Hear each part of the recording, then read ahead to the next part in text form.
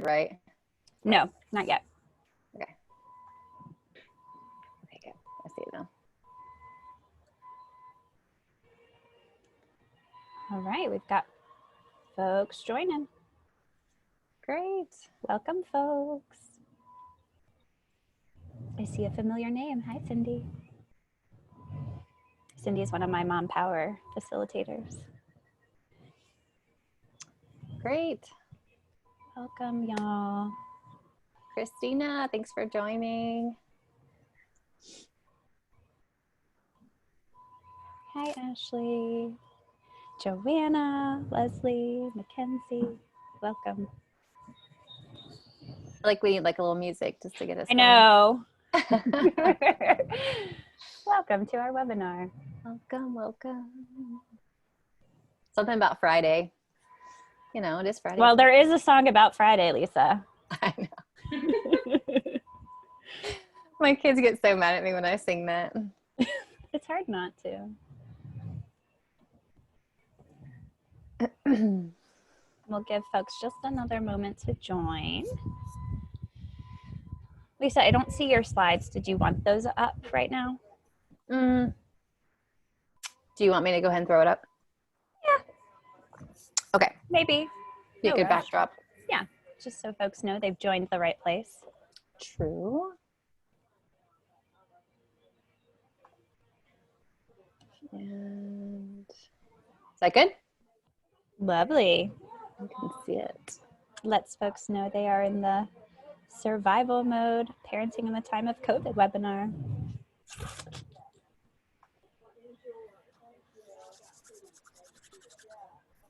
I'm hearing some background. I'm gonna mute myself because I've got construction around me and neighbors and birds.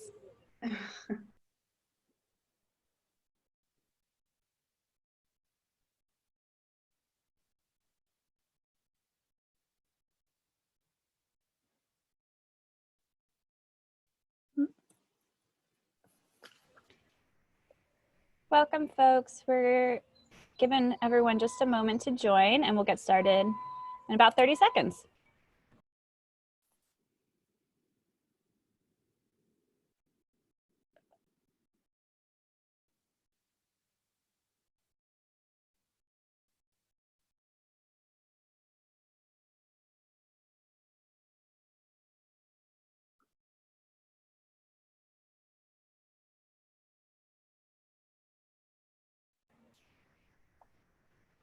All right. Can you hear me, Lisa? Yes. All right. Welcome, everybody. Welcome. We're so happy to have you here with us on this Friday afternoon. You are in a webinar about parenting in the time of COVID. We're really excited. This is the third episode we've offered in this series about survival mode, how to be a parent or a parent to be in this time of COVID. And today we're talking all things pregnancy and delivery. And we've got some really lovely guests here to talk with us about that. But first, quickly, I'm going to tell you a little bit about the agencies who are bringing this to you. So I am Diana Moreland. I'm a licensed clinical psychologist and president of the Appalachian Perinatal Mental Health Alliance, which is a regional nonprofit in Northeast Tennessee, all about raising awareness, decreasing stigma, and increasing resources for mamas and families impacted by mental health in pregnancy and postpartum. We are a branch under Postpartum Support International, and we're delighted to be co-sponsoring this alongside with Cherish Mom, and I will let Christina introduce herself and tell you a little bit about Cherish Mom. Hi, everybody. Welcome to our webinar series. This is our third one, and we're really excited to partner with the Alliance. I am the founder and president of Cherished Mom, and also the vice president of the Appalachian Perinatal Mental Health Alliance. And so Cherished Mom is dedicated to educating and supporting moms, families, community, and caregivers around perinatal mental health. So that's just a little bit about us, and I will pass the mic back to, she's down to me, so back to Diana. Thank you. Thank you, Christina, and thank you, Cherish Mom, for co-sponsoring this. Couldn't do it without y'all.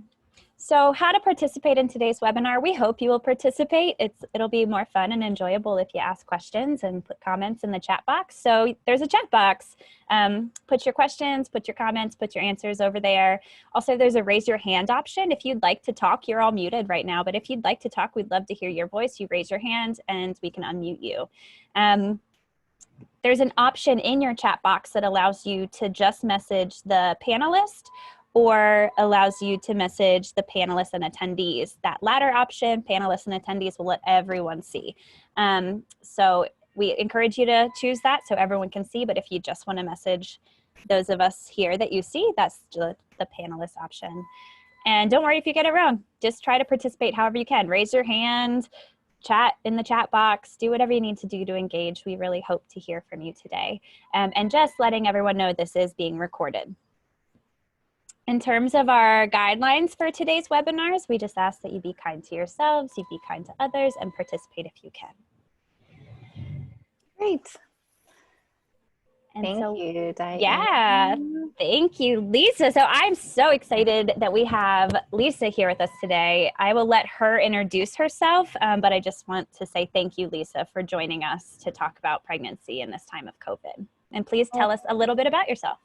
Yes, absolutely. So thank you for having me. I love talking and educating moms about pregnancy and labor and delivery. So it's a pleasure to be here. So my name is Lisa Vance, as she said. I've got 4 girls ranging from 17 months old. So this is an older picture, 17 months old, all the way up to age 10. And I had 2 home births and 2 hospital births, which could be pertinent to some questions or comments later on. So all were great experiences. Of course, I did not have a baby amidst the COVID-19, but I do feel strongly about, like I said, educating moms and having dialogue about fears and concerns. So that's why we're here today. So I want to welcome a pregnant mama that we have, and I want Chelsea to tell us a little bit about herself.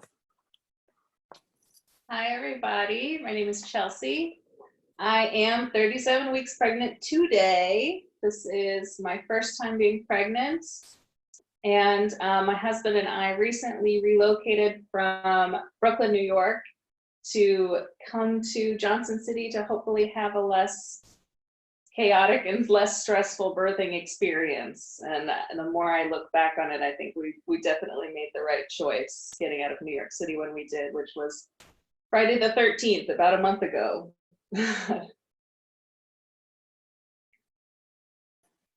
Thanks for being here. I did fail to mention, so I'm a certified nurse midwife, and I've been a midwife for 8 years, and I've worked in a variety of settings, including home birth and hospital birth as well. So I just wanted to jump right in, Chelsea, and go ahead and ask away. Ask your question. Sure. So I guess to start things off, there's so much information about COVID-19. There's a lot of, vehicles for all this information, be it television, reading, whatever. What do we know about COVID-19 that relates directly to pregnancy? Yeah, that's a great question. Can you guys still see me? Okay, just wanted to make sure.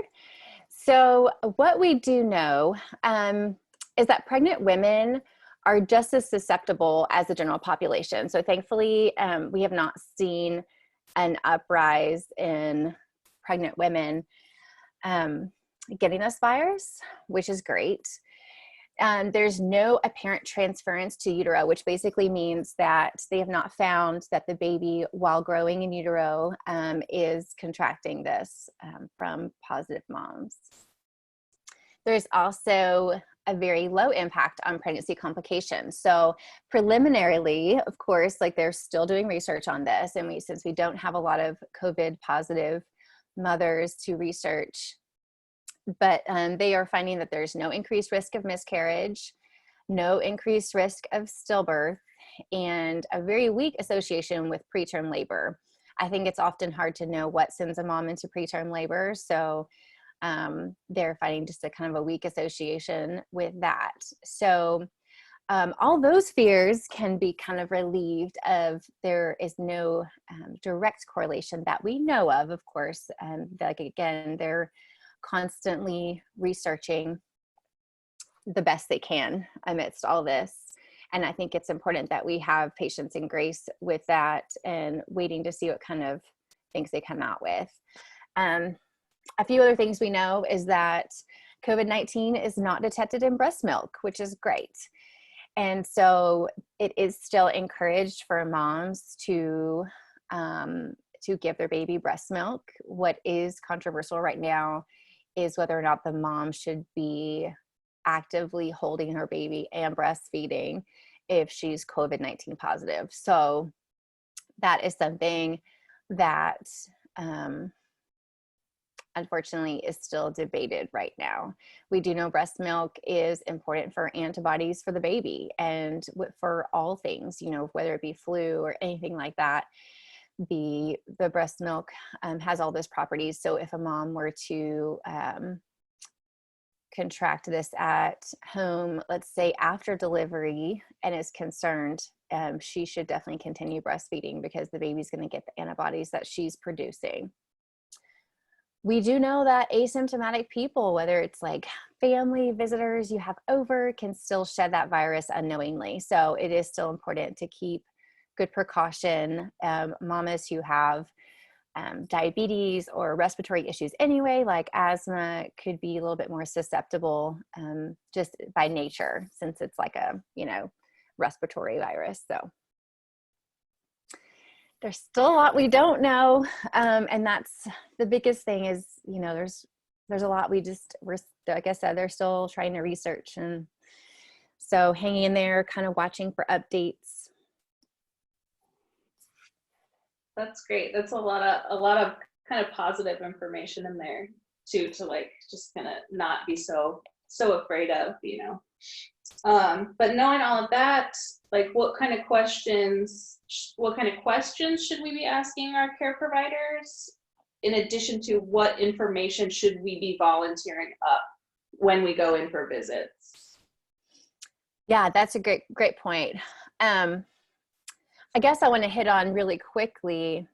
Well, I definitely want to get to the questions, because based upon the recommendations of CDC and the AAP, which is the American Academy of Pediatrics, and ACOG, which is your OBGYN professional organization, these organizations have thrown out recommendations, and it's up to an office or hospital to decide what they adopt for their policies. So that's why it really is important for you to ask these questions that we'll talk about, because just because the CDC makes a recommendation does not mean that your hospital or OBGYN office is following that exactly. So it is definitely important. I'm glad you brought that up. Right now, the CDC and ACOG agree that a COVID positive mother should perhaps be separated from her baby and express the breast milk and have a healthy healthcare family member, not healthcare necessarily, but have a healthy family member provide the breast milk to the baby, whether it be syringe feeding or bottle feeding. The American Academy of Pediatrics also was recommending that the baby perhaps be separated. So this is going back to that controversial thing that I mentioned a few minutes ago about, you know, breastfeeding right now. I think they're just nervous about that, the skin to skin contact and things like that. The WHO is recommending that positive moms still breastfeed and still hold their baby, but just while wearing a mask and practicing good hand hygiene. So as you can see, there's kind of some mixed opinions out there. And I don't want anyone to hear some of these things and then feel like automatically their hospital is going to be doing some of these. So anyway, that's why it is important to ask, because there are lots of recommendations out there. So Lisa, can I take us down a slight yes. rabbit hole? Yeah. Because I love this conversation. I think it's so important in recognizing how there's so much information out there, and it can be really overwhelming. And it can be really overwhelming when these expert organizations have conflicting information, which is the case right now around breastfeeding for COVID positive mamas. And so I love that you're encouraging women and families to be informed and to know where to look. And I know you're going to answer in the near future, like what types of questions to ask. I just want to shed light, because recognizing that different systems and professional organizations have different priorities that they're thinking about. And one hat that I wear as a clinical psychologist is that I'm an infant mental health specialist. And so that means that one of my passions and lenses that I wear is how do we take care of mamas and families to promote healthy bonding and attachment between caregiver and kiddos, knowing that healthy bonding and attachment is gonna predict a lot of great outcomes. And so I'm always wearing that lens of attachment and bonding, and we know breastfeeding and that skin to skin is so crucial there. And so I imagine you've got mamas thinking like, oh, I want to have the skin to skin and I want to bond. And then you have some organizations that are kind of more focused on the medical health outcomes, being more conservative in their recommendations. And so I guess I just wanted to speak to that tension that's there right now, and recognizing, Chelsea, like I feel for you being a pregnant mama right now, because I remember my own pregnancy. There were so many decisions and that feeling of like, no matter what I decide, I always doubt it a little bit and wonder if I'm making the right decision for my baby to be, and then my babies that came to be. And so I just want to acknowledge that for the mamas listening or the providers listening, in terms of allowing space for that tension and that uncertainty right now that is all around us with COVID, and recognizing the impact that can have on our mental health when we want so badly to have an answer and to know what's right. And that at the end of the day, there is no one right answer. It truly depends on the situation and the family and your values and what's right for you. Definitely. And I just feel like every mom is trying to do the best they can right now, right? I mean, so whether you're pregnant or not, but especially in pregnancy, you can only do your best. You can only drink as much water as you can. I mean, you can only wash your hand, so really just giving yourself some grace and taking that burden off of you. Because, I think that is huge. So thank you for pointing all that out, Diana. That's so important. And some people may not have even heard any of those things that I've said. So I don't mean to instill more fear or concerns. I just think that, as you get closer to your due date, is important to ask. And I will say, obviously these recommendations could change next week. So it is important when you're thinking about what questions to ask your OB provider, midwife, that you take in consideration that if you're only 14 weeks pregnant right now, things will change. And so, waiting until you're like Chelsea, who's 37 weeks and could have her baby any day, this is a time for her to know, okay, what's going on right now in the climate. So that's really good. And even the breastfeeding recommendations could change. So, and we don't want mamas to feel like, that everything's not going to be necessarily hard fast. So some questions to ask your OB or midwife. What precautions are being taken in the office right now? So are they wiping down everything? There's new visitor policies that are being posted now. And hopefully that should give some moms reassurance. They're really trying to do these things. They're on your side, and they really just want to help protect you. So they're not telling you can't have visitors to like punish you or to make you feel more uncomfortable. They're really trying to protect you. Asking them what policies do they have on sick employees? Do they send them home? Do they quarantine them for 2 weeks? That could be a question you want to ask. Are they wearing masks in the office right now preventatively for precautions, maybe with anyone who has a cough or anything like that? How is testing being performed right now?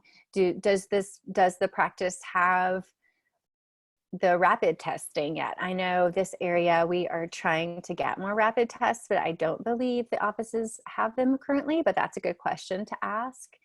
And with inductions and C-sections, so I'm a part of this Facebook group currently for birth workers, and across the nation, it varies so much with how they're deciding to test moms who are symptomatic or even asymptomatic prior to a known day of an induction, or perhaps a known scheduled C-section, because there's risk involved in surgery. And so those are good questions to ask your office if what they are doing as far as that goes with testing.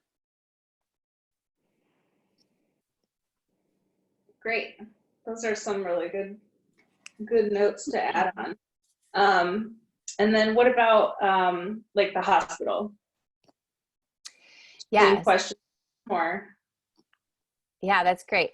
So usually you have a pre-admission visit. I think right now they're doing them over the phone, which is perfectly fine.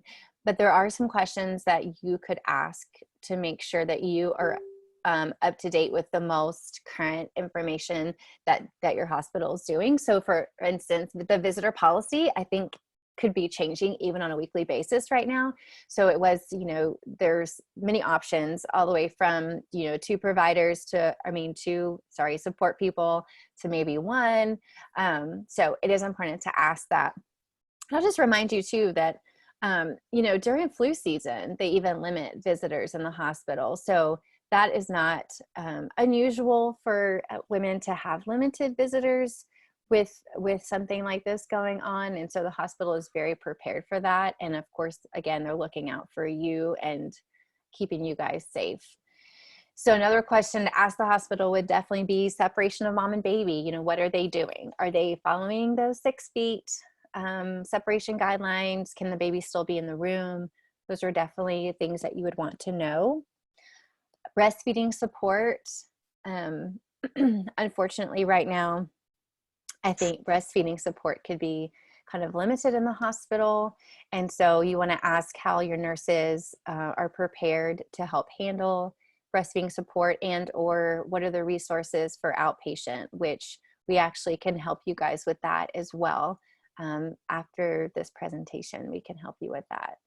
Are doulas allowed? That's a question that across the nation, that's even different. If a doula is allowed, if they count as your support person, or would they be counted as an extra, and are they allowed? And then going back to testing on admission, excuse me. So as I mentioned, I know in Connecticut and some other places, they are testing every laboring mom on admission, but I do not believe that's happening here yet. So just to be aware that that is something going on in the nation. But, just ask your hospital on the pre-admission. Awesome. Great. Yeah, I know even a month ago in New York, when cases like just started to peak up, my doula was automatically like off the table. Our hospital said one support person. So at that moment, we knew that she was just going to be an over the phone support. So even now, like, it's so nice to still have access to her, even though like she's not here, she's still in Brooklyn and we're in Johnson City, and we can still call her and have meetings with her once a week and be able to have her on the phone, which would be the same experience that we'd have if we were in New York. So yeah, which that's still a great option. I mean, that's still a great option, and doulas are definitely still putting themselves out there to be available in that way.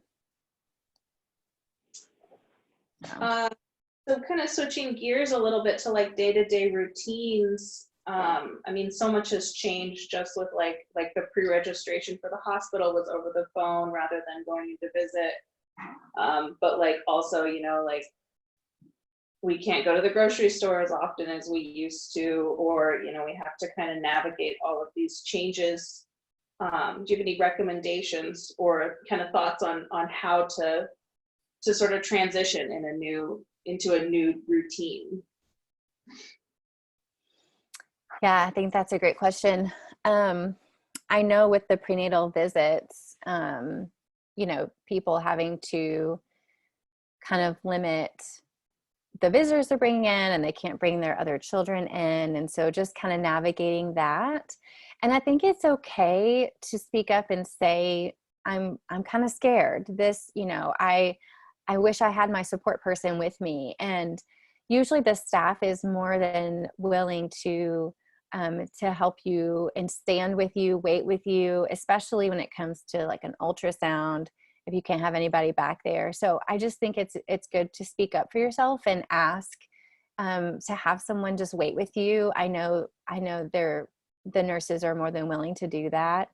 Asking your office what the most essential visits are. I know that they are able to convert some of your visits to telehealth, which is helpful, and it kind of just keeps your exposure down.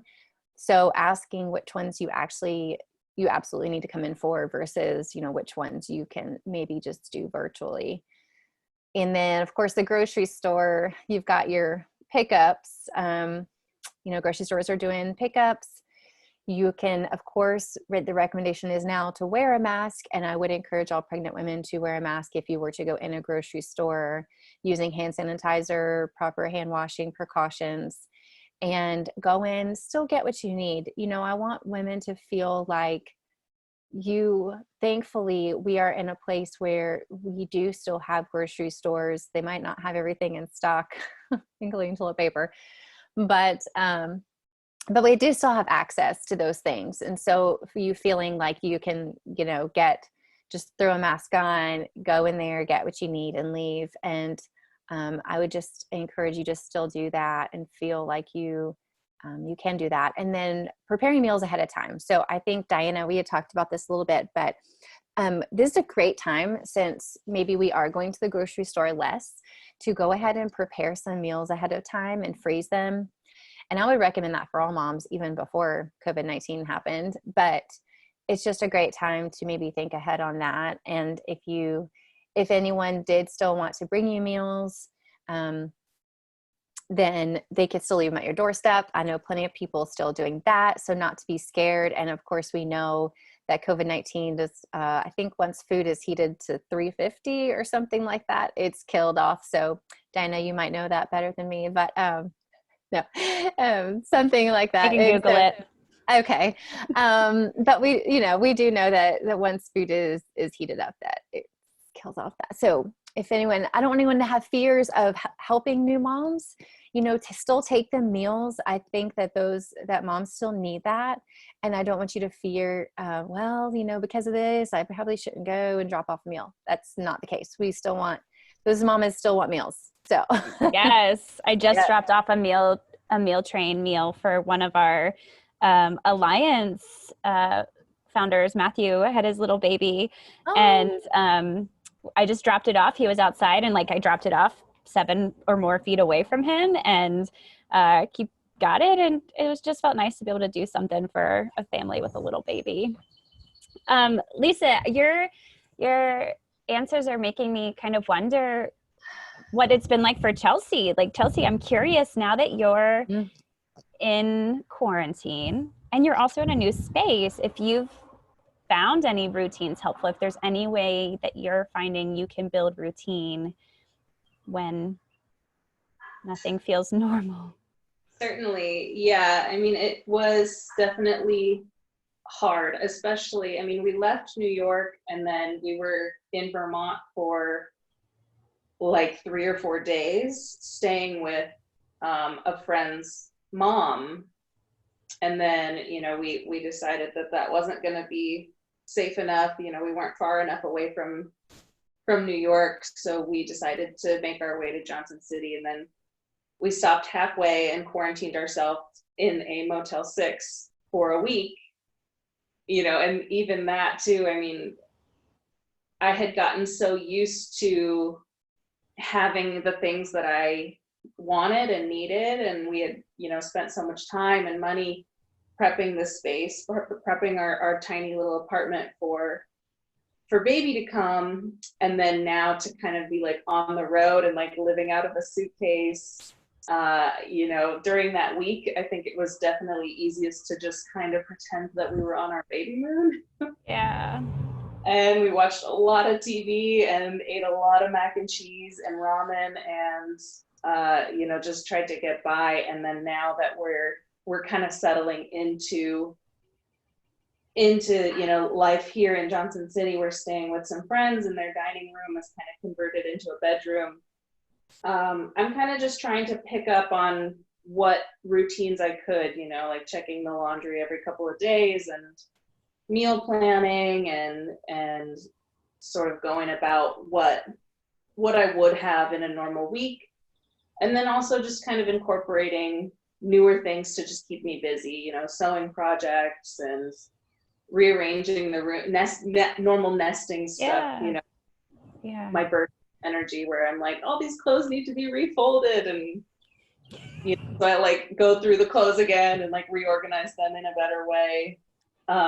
So it's more of like a day-to-day, moment-to-moment organization rather than what I previously was used to, which was like planning out my week or planning out my month and kind of going off of a general calendar that way. Yeah.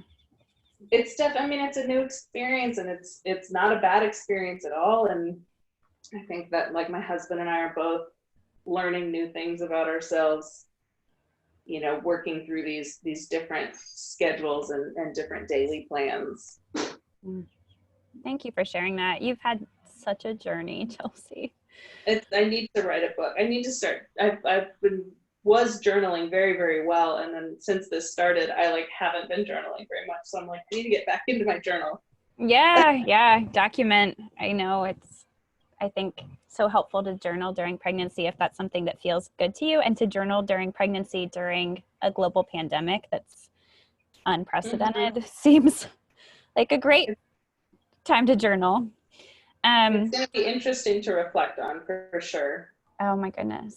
And also what a beautiful way to give yourself space to slow down and process the feelings. I think sometimes when we're amidst all these rapid changes, it can be easy just to kind of feel overwhelmed and swept away. And journaling is one way to slow down and allow ourselves time to kind of check in and reflect. And through reflecting and telling stories, either in a journal or to a friend or to a counselor, that helps us make sense of things and process it, and helps prevent, I know as a psychologist, pregnancy is a time of vulnerability for anybody who's pregnant to have more kind of mental health struggles, just hormonally and stress-wise. And then to have pregnancy in a time of a pandemic, we talked last week about how like it's just such a vulnerable time, and so many big feelings understandably come up. And so I'm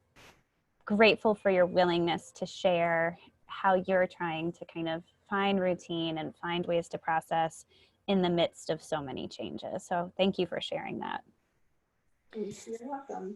I'm going to I know we have more questions to get to. I'm going to get us there, I promise, Lisa. But I also want to invite the folks attending and listening to use the chat box to offer ways that either if they're a pregnant or postpartum mama, or a mama that's ever been pregnant, ways that they built routine or are finding routine right now. Actually, anyone can answer this question. Like, how are you finding routine in this time of quarantine? Or how are you supporting families that you work with in finding routine in this time of quarantine? So please give us some ideas in the chat box. We'll read them aloud as we see them come. And I will let Chelsea, I'll let you ask the next question you've got for Lisa.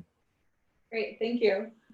So my situation is pretty specific, since, you know, we had basically collected everything that we needed for baby prep, and then we had to leave it all in New York. So like right now I'm kind of having to like hustle collect, like finding cribs, finding carriers, strollers, all this stuff. And you know, most people are, you know, hopefully have a little more time to kind of build up their stockpile, but it's always nice to have resources. So I was wondering if you had any suggestions or recommendations for resources for moms who might be, you know, in a pinch or on a budget needing to stock up on stuff. Yeah, definitely. I think that it's important to recognize that there have been changes in jobs for spouses as well, and changes in situations such as yourself, where people are finding themselves not knowing what is essential, right? So I think that, excuse me, so when thinking about what the essential things are for your baby and stripping away maybe some of the wants and just saying, okay, but what do I really just need? And for sure, you need something for them to sleep in. And so whether it's a pack and play, a bassinet, and, you know, we have some local places around here. Once Upon a Child, Baby Boomerang, there are some great consignment stores, but unfortunately they are closed right now. So I have seen some baby supplies on Facebook Marketplace that I think as people are purging and realizing maybe their kids are older now and they don't need the baby stuff anymore, I think Facebook Marketplace could be a good way to try to meet up. But of course, if you don't feel safe doing that, then don't. But there are some resources, Hope House in Kingsport. And again, you might want to just call ahead and see if they are available or if they're open for supplies. But, you know, truthfully, I think we put too much emphasis on the wants instead of the needs with babies. And so they truly just need their love and support of their mom. And I don't want moms to feel like, you know, they can't have that special stroller that they really wanted, or to feel discouraged by that, and instead really focus on those bare essentials. So I don't know, do you have anything else to add, Diana? I think that's such a great point. I know for me, I struggled with anxiety during my pregnancy, and one of the things I got anxious about was like, did I have the right stuff? Mm-hmm. And for me, it was really helpful to keep coming back to this idea that folks have been having babies forever, and that we just need kind of the bare essentials, and the bare essentials being like a safe place to sleep, and making sure we can regulate their temperature in a way that is appropriate for the season, and kind of good enough. Like I always keep coming back to like good enough pregnancy, good enough parenting. It's just got to be good enough. And to not underestimate the village. And Chelsea, I know you're new to this community. I'm glad to see you've got a helper taking care of your needs, getting you water. Yeah, there you go. But the village regionally, like this region of the Appalachian Highlands and Northeast Tennessee and Southwest Virginia is a community-based region. And so there's so many folks that have things that want to share them. So just knowing how to plug into the village. And for folks who are tuning in outside of this region, there are communities everywhere, and it's just knowing how to find them. And sometimes that can be hard. So regionally, we've got Appalachian Perinatal Mental Health Alliance. We've got Cherish Mom, that if you email us or Facebook message us, we can help connect you. We honestly have more folks who kind of more agencies and systems that are saying, we want to help. We have things to give mamas. How can we give them? And it's just about connecting. So reach out to us if there's anything. And I'm really speaking more to the public than to you specifically, Chelsea, because I know you've got a neighborhood village taking care of you right now too with baby supplies.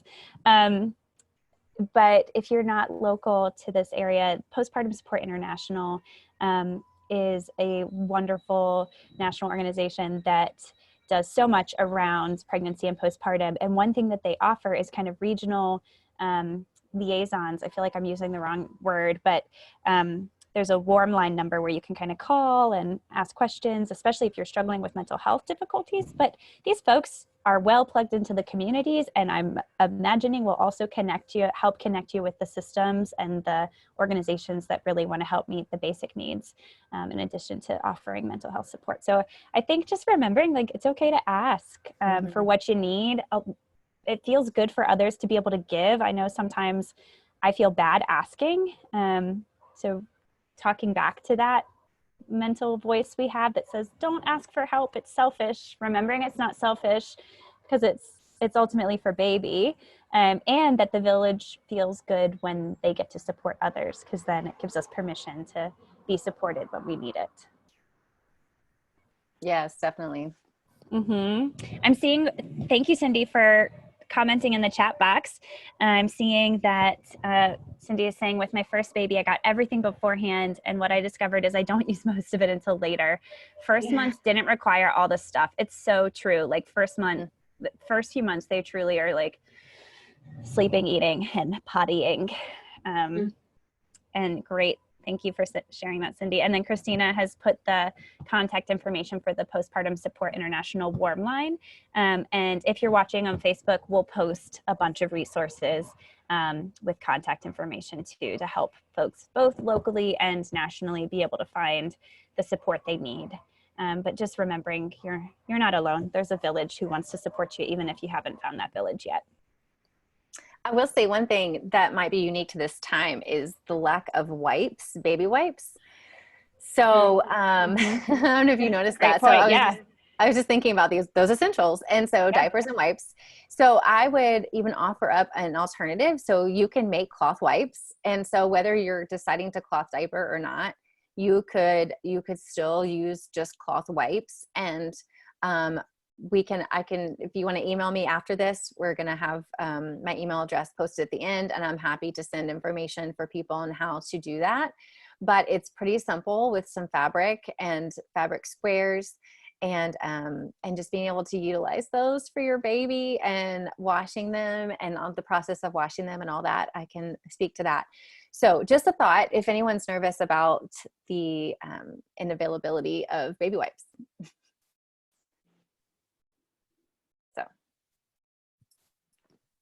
Great.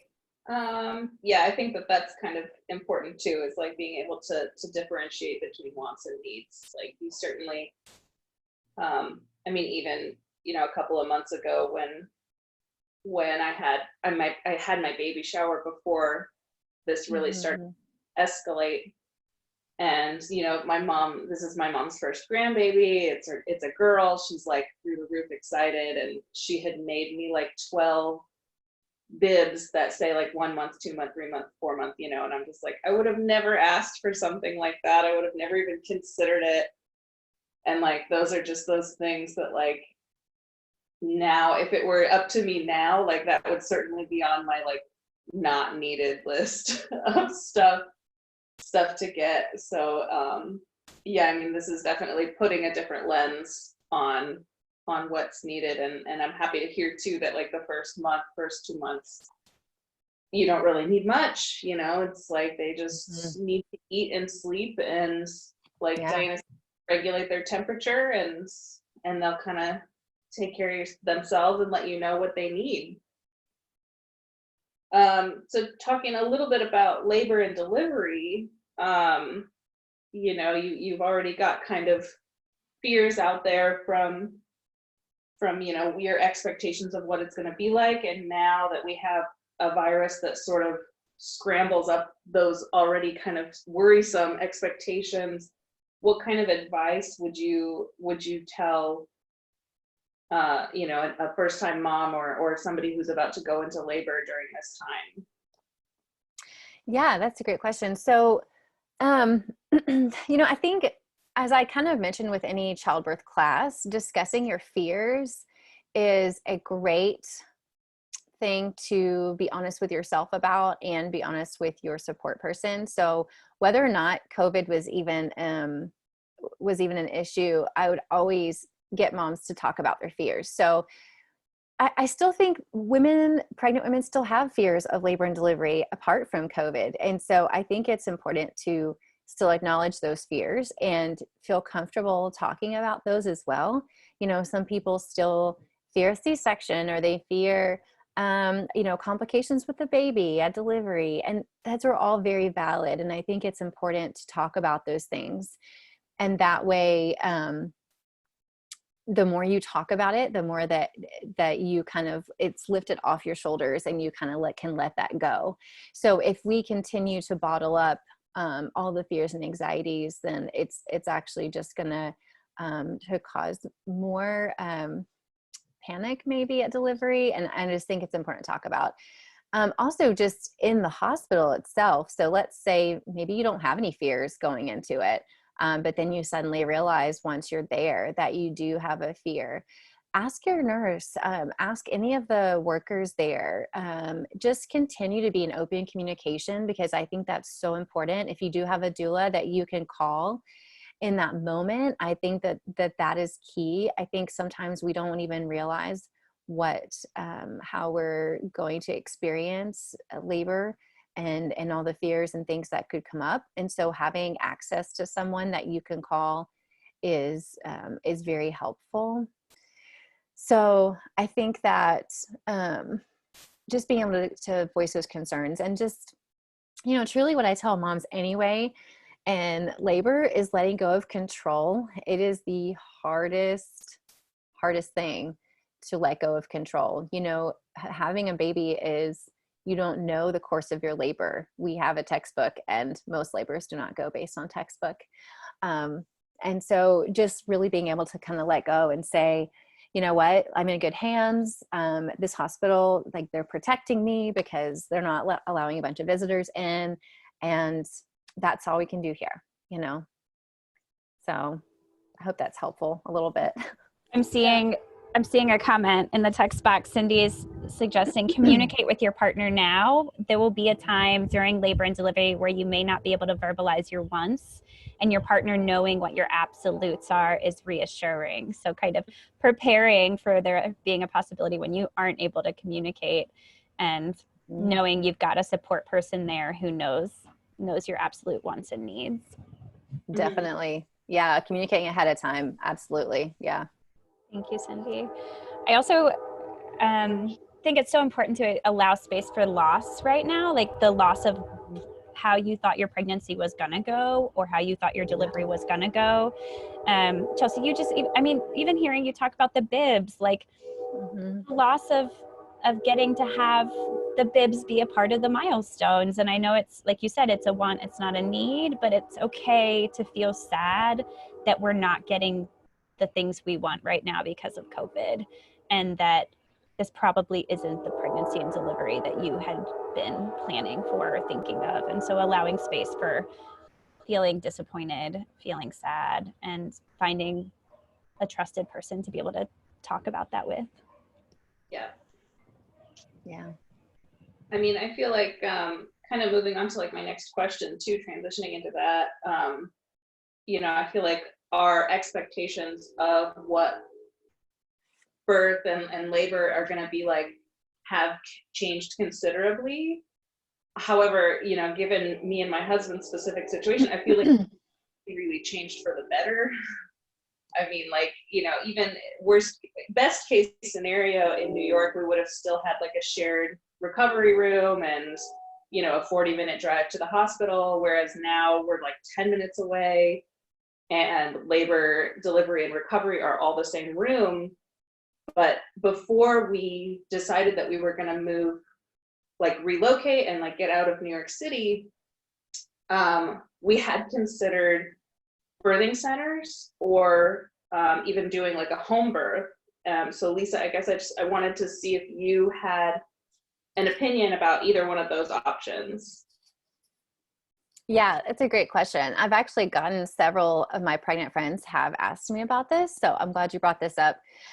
And I will say, having had 2 home births and 2 hospital births, it's a decision that you don't want to take lightly. It's not a decision you should make out of fear of the unknown or fear of what the hospital is or is not doing. The number one thing I think to take into consideration when considering a home birth is your risk factors. And so if you've had a baby before, if you've not had a baby,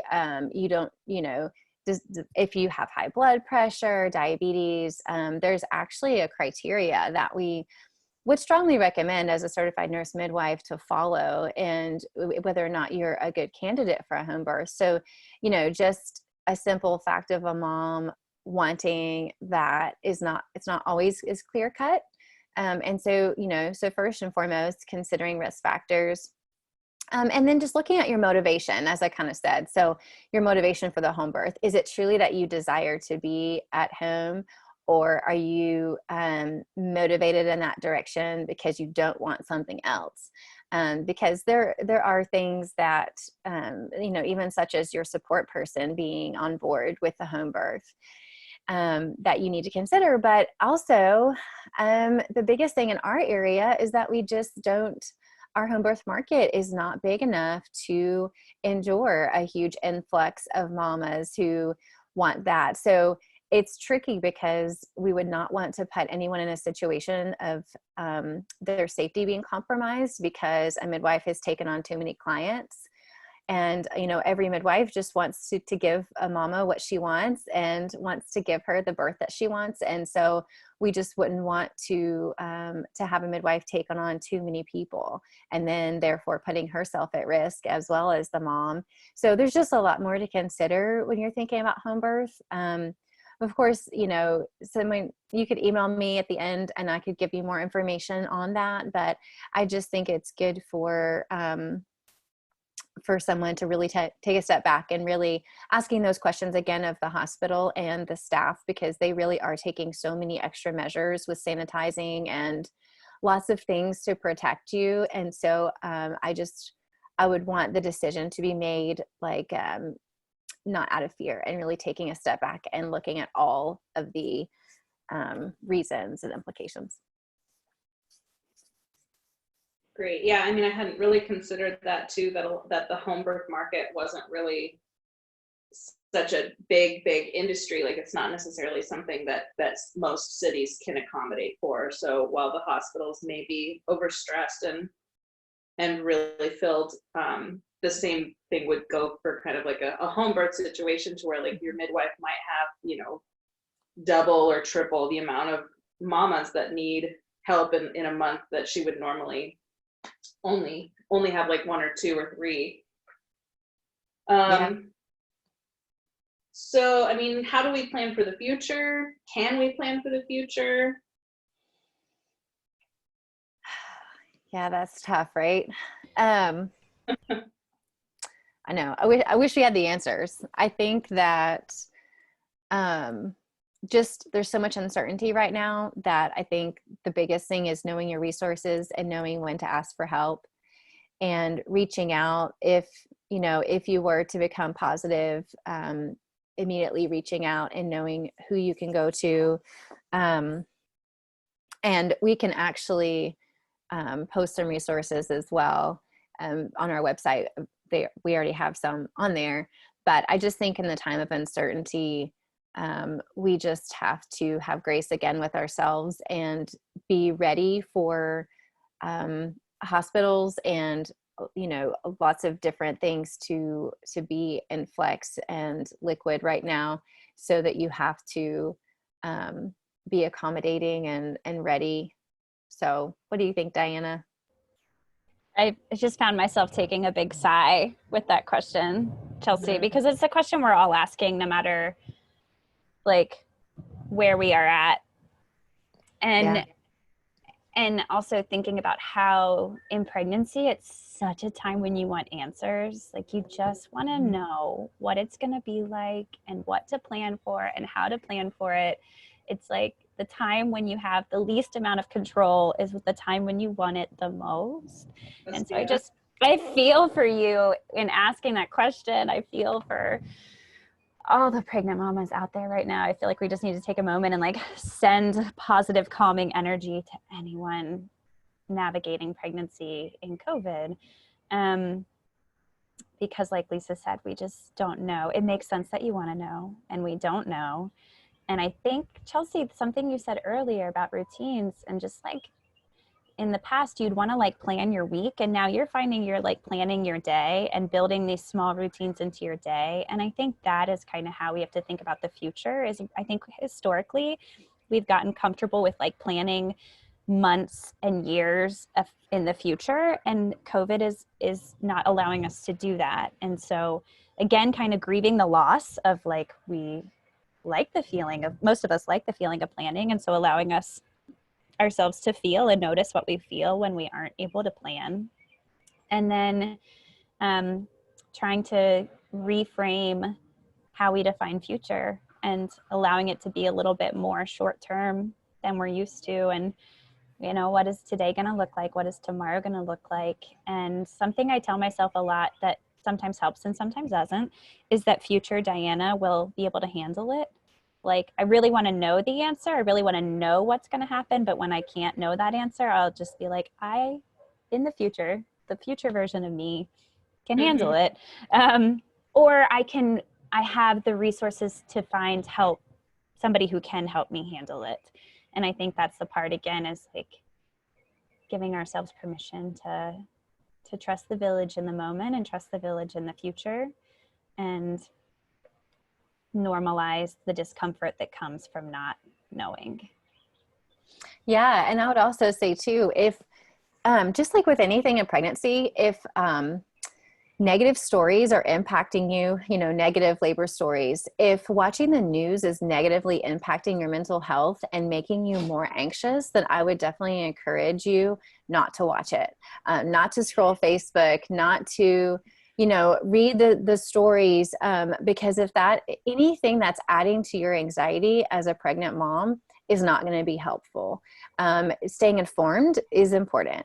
Staying, you know, highly anxious is not. It's just not going to help as you're going into this like really exciting time. And you should still be able to be excited. And I don't want your joy to be stolen from this going on right now, because again, going back to our original thing, you know, I mean, pregnant women and kids are being spared for the most part. I mean, so I think that that's just such like a positive thing to think about. And staying in meditation or prayer, I think, is really important for coping with stress and coping with anxiety. And so having, like you were saying, like a routine of something like that, just to help you process and to help you breathe and prepare for labor even. I mean, you know, that's a big part of coping with pain and labor that I've often taught, and learning how to redirect the pain just by taking control of your breath. And so, yeah, just wanted to throw that out there. I want to make sure we give our audience a chance to ask any questions they might be having. As I wait for you all to type your questions in the chat box, I want to acknowledge Cindy. When we were talking about home births, Cindy mentioned that she had home births, and the importance of recognizing how choosing a home birth requires co-parents really being on the same page, and making sure that kind of whoever's supporting you is okay with the home birth too, because it isn't just the mama who's delivering that's impacted, it's the support people too, which is a very important point. Absolutely. So audience, what questions or comments do you have about pregnancy in the time of COVID with our final few minutes together? And also, Chelsea, is there anything that is still lingering on your mind? I mean, not really. Lisa, you did a fantastic job of answering all my questions, and you know, I guess it kind of makes me reflect back, because like this last month has been such a whirlwind of like, you know, 1,000 decisions every single day. And that week that we spent when we were in the hotel, it was like I felt like I wasn't pregnant. Like my husband and I previously had both we had been working with our doula, we had been reading a lot of hypnobirthing books and like doing a lot of work, you know, separately, like drawing a lot of time aside to work on birth practices, and then to now be like moving, you know, like 2 months from my due date, and just being like, what are we doing? Like, it was really, really hard to not get caught up in that and let it break me down. So like, that's why I said, like, we were just treating it like a vacation and just trying to like roll with the punches. And there was a good solid, I mean, even up until like a couple weeks ago, we were like, okay, now we feel like we can get back into our routine of like baby prep. This is what we need to be doing every day. And yeah, that's actually what I was just about to say. I would strongly encourage you to get back into that hypnobirthing. I think, because hypnobirthing is all about the triggers that you're going to be sending to your brain. And so I think that's great that you took that break. And I think if you could kind of get back in that swing of it might just be a really positive experience for you and your partner for that. And also I was thinking about a gratitude journal, because since you said you were journaling, and if we're focusing on some positives, it might be good to list out. I mean, you kind of have already said some things, like you're grateful to be here in a safer area and those kinds of things. And sometimes just writing them down is really good, sends positive signals to your brain, and is really good for you in pregnancy, especially as your term. And I'm going to have this baby any day now. We have someone raising their hand, and I think I just saw a bunch of people have raised their hand, and I just now saw them. I do apologize. Sorry. It's Cindy okay. Strecker has raised her hand and has a question. So I'm going to lower your hand and allow you to talk. Hey, Cindy, can you hear us? Hello. I have Hi. so enjoyed this today. I just wanted to comment. It's so hard being pregnant for the first time because you don't know any different. And I remember all those many years ago how fearful I was, how afraid I was of everything, and just to reassure that, like we've talked about, babies have been being born for a very long time. And while that's true, we still like the things that the modern world has brought to us. But the bottom line is you're obviously committed to this pregnancy and committed to bringing this baby into the world the safest possible way. And as long as you're secure in that and you have your support person, really the rest of it will just fall into place. thank you so much. That's really fantastic to hear. Yeah, I mean, I kept telling myself, no matter where we are, I'll have my mind, I'll have my body, and I'll have my baby. And really, that's all I need to have a safe birth. So if even if we have to give birth to this baby under a bridge, hopefully it won't come to that. But it's having just keeping my mind level and keeping my husband on the same page as far as like how I'm feeling has helped tremendously. We have That's great. several others that have raised their hands, so I'm going to maybe take a couple others. I know we're a little over time, but that's okay. Ashley. Hey, Ashley.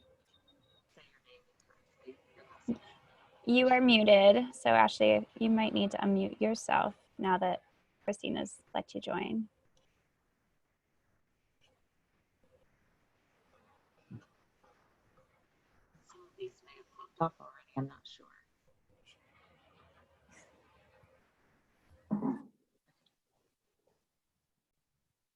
I know. Okay. If there's anyone that has raised their hands that still has a question, go ahead and raise your hand again, or lower your hand and raise it again, so we know you're still here and you still have a question. It's a good idea. Yeah.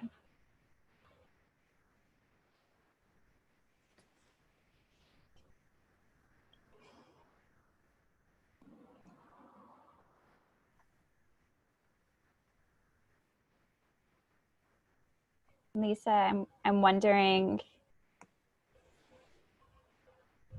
like, I'm acknowledging that we asked you to do a big thing, which was to come on here and talk about pregnancy in the time of COVID. And I know, because I've been to some of your birth classes, like, this is a topic that fills so much more than an hour. And so kind of just normalizing for folks listening that if you didn't get all your questions answered, or if you still have more questions, that's normal. And so we want to be here to support you as you figure out where to go to get those questions answered. And we'll post some resources on ways to do that. And Lisa, I'm wondering if there's any way you want to wrap us up. And I want to say, well, first I want to say thank you to Chelsea for agreeing to come on here and share her story with us and ask her questions. Chelsea you are already a rock star mama, and we're so grateful to have you be with us today. So thank you. I'm happy to do something like this and to be able to hopefully help, even if it's just one other mom out there. It feels really good. We appreciate you. And Lisa, thank you for being our expert on the call today and sharing your expertise and your time. And I'm just wondering if there's any final words you want our audience to hear. Yeah, I guess I was just thinking about encouraging everyone just to take a few minutes today, just in silence and focusing on your breath and prayer if you desire, and really just, being kind to yourself. Even 2 minutes is okay. It doesn't need to be an hour or anything like that. I mean, but really just taking this time just to take in, acknowledge your fears, let them out, free yourself from them, whether it's through conversation or just breath. And so I just would encourage all the pregnant moms out there to do that today, and just to make it part of your daily routine as as you have a clean slate and you have a new routine. Adding in some of these relaxation and meditation exercises can be really beneficial. I will post, well, I can just tell you guys my email address if you were to want to contact me. It's just Lisa Vance, CNM@gmail. So certified nurse midwife is what the CNM stands for. So Lisa Vance, CNM@gmail. Thanks. Yep, there we go. And if you were to have any more questions, or, like, hey, you said something that I'd like more information about, just please feel free to email me. And then of course we have resources on our page with cherishedmom.org/survival mode. And so Christina just put that there as well. And you guys can find more information there. And maybe I would love to do a follow-up with Chelsea, maybe once the baby's here, if she's willing. Surprise, Chelsea. Postpartum webinar. You can think about it. No pressure. That'd be so cool. I also want to acknowledge we've got Facebook pages for, if you just go to Facebook and look up Appalachian Perinatal Mental Health Alliance and Cherish Mom, we're on Facebook too. Thank you, Chelsea. Thank you, Lisa. Thank you, audience, for joining and listening and participating. We wish you all well, and we hope you take care of yourselves. Thanks, guys. Okay. Thank you.